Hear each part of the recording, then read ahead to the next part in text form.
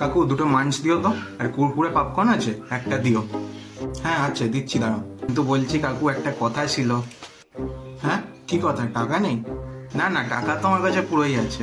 ব্যাস, তাহলে আবার কি প্রবলেম? আসলে হয়েছে কি, একটা 10 টাকার নোট একটু ছেঁড়া আছে।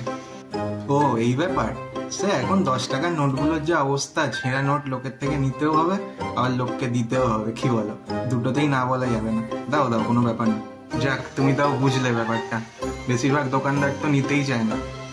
কাস্টমারের দিকটাও তো আমাদেরকে দেখতে হবে। আমরা ছেঁড়া নোট না নিলে কাস্টমাররাও বা কোথায় যাবে, তাই না? এই নাও তোমার জিনিসগুলো।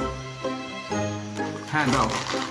এ নাও কাকু তোমার টাকাটা। আসলাম। হ্যাঁ, আরে দৌড় লাগালো কেন? তারা ছিল বোধহয়। দেখি নোটগুলো কিরম। এটা তো ঠিকই আছে। এইটা দেখি। হ্যাঁ, এটা একটু ছেঁড়া। উফ, আজকে জোর বাঁচা বেঁচে গেছি।